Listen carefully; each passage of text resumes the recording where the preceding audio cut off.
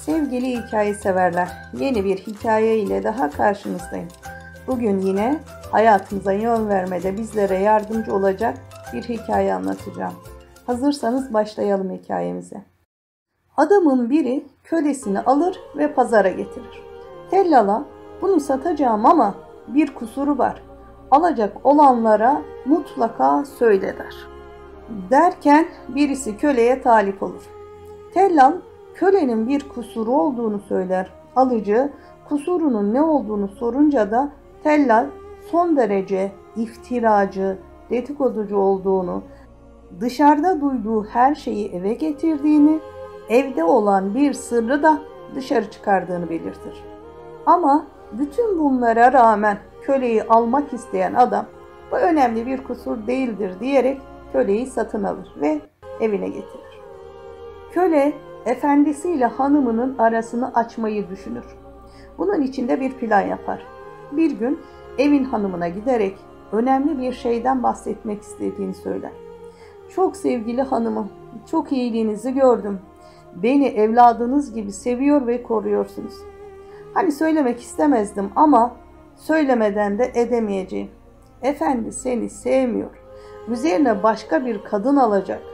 Buna bir çare bulunmazsa yakın gelecekte yuvanız yıkılabilir, bu saadetli günleriniz karanlığa boğulabilir diye bir yalan atar. Bu haber evin hanımını çok üzer. Kendi kendine, efendim nasıl olur da benden başkasını sevebilir diye söylenir. Zavallı kadın hemen bu yalana inanır. Ya demek öyle. Peki ne yapayım? Bunun bir çaresi yok mu diye sorar.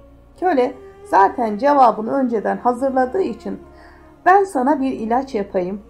Bunu eşine içirirsen gözü senden başkasını görmez. Ama bunun için efendinin sakalından birkaç kıl getirmen lazım der. Çaresiz kadın kölenin bu sözüne de inanır ve uyurken eşinin sakalından birkaç kıl alacağını söyler. Ama köle boş durmaz. Oradan ayrılır, hemen efendisinin yanına gider ve ona efendim başımıza gelenleri hiç sorma. Senin hanım meğer bir başkasını seviyormuş. Senden kurtulmak için de seni öldürmek istiyor der. Efendisi nereden biliyorsun diye sorduğunda köle bana inanmazsan bu gece uyuyormuş gibi yap. O zaman her şeyi görürsün diye cevap verir. Bu habere evin beyi önce inanmak istemez ama kölenin konuşmasındaki ciddiyet ve samimiyete bakarak inanmak zorunda kalır. O gece hiç uyumamaya karar verir. Uyku zamanı gelince herkes odasına çekilir. Efendi de uyur gibi gözlerini kapar. Kölesinin dediğinin doğru olup olmadığını tespite çalışır. Gecenin 1/3 geçmiştir ki evin hanımı elinde usturayla odaya girer. Uyuma numarası yapan kocası gözünü açıp onu karşısında eli usturalı görünce kendisini öldürmeye geldiğini zanneder, hemen oracıkta kadının boğazını sıkarak öldürür. Kadının kardeşleri meseleyi öğrenince o kadar öfkelenirler ki sonunda onlar da eniştelerini öldürürler. Böylece çok kısa bir süre içinde 2 ayrı cinayet işlenmiş ve bir yuva yıkılmış olur. Kısaca bu karı koca bir dedikoducunun kurbanı olurlar. Evet sevgili gönül dostları, bugün hikayeden de anladığınız gibi nemime yani söz taşımaktan bahsetmek istiyorum. Bazı insanların farkına vararak, bazılarının ise farkına varmadan sırf konuşma olsun diye söyledikleri sözlerin nelere mal olduğunu beraberce öğrenelim diye düşünüyorum. Nedir bu nemime ya da söz taşımak? İsterseniz buradan başlayalım. Dini bir kavram olarak söz taşımak, kırıcı, üzücü ve dargınlığa sebebiyet veren sözleri bir kimseden diğer bir kimseye aktarmak demektir. Türkçemizde nemime karşılığı olarak kovuculuk kelimesi kullanılır. Söz taşıma, birisinin kötü sözünü veya fiilini başkasına taşıyıp da onların arasının bozulmasına, aralarında kin ve nefretin meydana gelmesine sebep olduğu için kötü bir aracılıktır. İnsan kovuculuk yaparken yalnızca söz taşımaz aslında. Sözle birlikte kin, nefret, ayrılık ve düşmanlık da taşır. İnsanların arasının açılmasına, toplumda fitne ve fesadın çıkmasına ve kardeşlik bağlarının da kopmasına sebebiyet verdiği için dinimiz kovuculuğu yani söz taşımayı haram kılmıştır. Söz getirip götürmek yani nemime, İslam düşmanı müşriklerin sıfatlarındandır. Bilindiği gibi Mekkeli müşrikler Peygamber Efendimiz sallallahu aleyhi ve sellemi davasından vazgeçirmek için çok çeşitli yollara başvurmuşlar. Bir takım itham ve iftiralarda bulunmuşlar. Bu yolla Peygamber Efendimiz sallallahu aleyhi ve sellemin kendilerine yumuşak davranmasını, yanlışlarını tasvip etmesini temin etmeye çalışmışlardır. Kalem suresinde Allahu Teala Peygamber Efendimiz sallallahu aleyhi ve selleme müşriklerin bu durumunu haber vermiştir. Peki söz taşımanın sebepleri nelerdir? Biraz da onun üzerinde konuşalım. Kovuculuğun sebepleri söz götürüp getirdiği adamlardan birisine dost, diğerine düşman olmak. Söz taşımaktan zevk alacak derece kötü tabiatlı olmaktır. Kaf suresinde insan hiçbir söz söylemez ki yanında onu gözetleyen, yazmaya hazır bir melek bulunmasın buyrularak insanların ağızlarından çıkacak sözlere dikkat etmeleri tavsiye edilmiştir. Peygamber Efendimiz sallallahu aleyhi ve sellem bir hadisinde kovuculuk yapan cennete giremez buyurmuştur.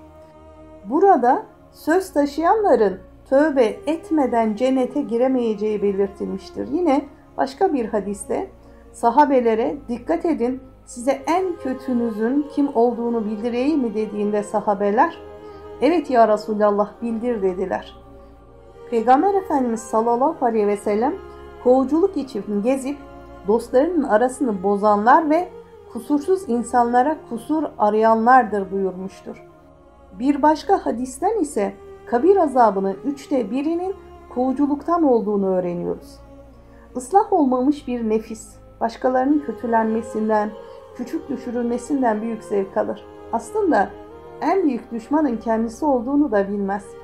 Peygamber Efendimiz sallallahu aleyhi ve sellem kendiniz için istediğinizi kardeşiniz için de istemedikçe gerçekten iman etmiş olmazsınız buyurarak aslında konumuzun özetini vermiştir bize. Biraz düşünelim. Siz kendiniz hakkında bir yerde hoşunuza gitmeyecek şekilde konuşulmasına razı olur musunuz? Ya da arkadaşınıza bir kişi veya konu hakkında görüş beyan etseniz ve bu düşüncenizin başka ortamlarda söylenmesini istemeseniz ama sizden gizli bu sözünüzün ifşa edildiğini duysanız hoşunuza gider mi? İşte kamil Müslüman kendi hoşuna gitmeyecek şeyi bir başkası için de istemez. Müslüman kardeşinin ayıbını örter, kusurunu gizler. Onun rencide olmasını, aşağılanmasını istemez. Onu hüzünlü gördüğünde gönlü incinir, huzursuz olur.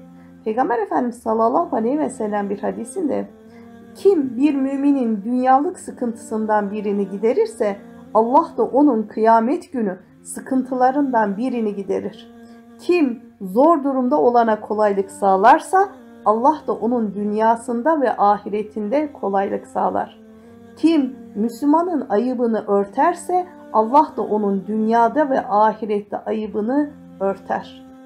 Kul kardeşinin yanında olduğu müddetçe Allah da onun yanındadır buyurmuştur.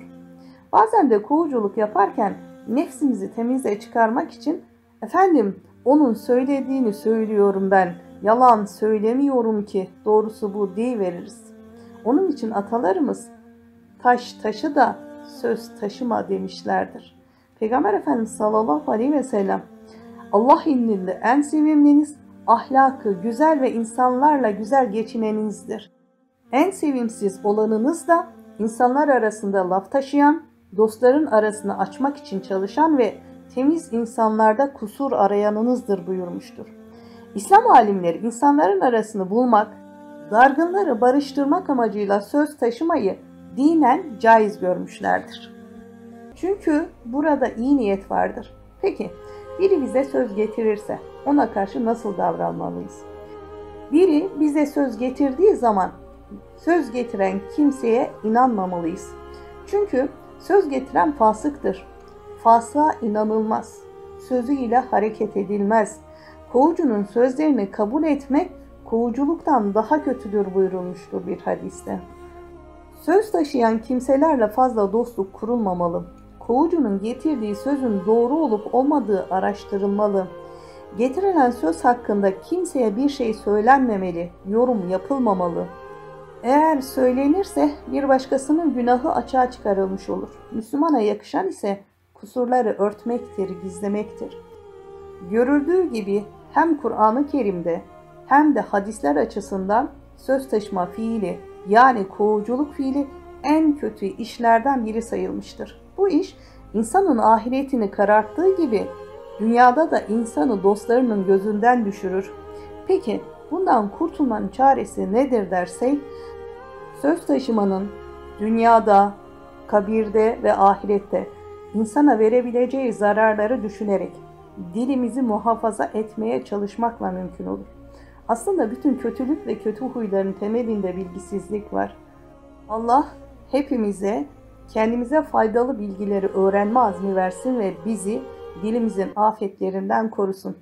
Videomu beğendiyseniz like butonuna basmayı, beni desteklemek için abone olmayı, yeni videolardan haberdar olmak için bildirim butonunu açmayı unutmayalım. Hoşça kalın, dostça kalın, gerçek dostla kalın.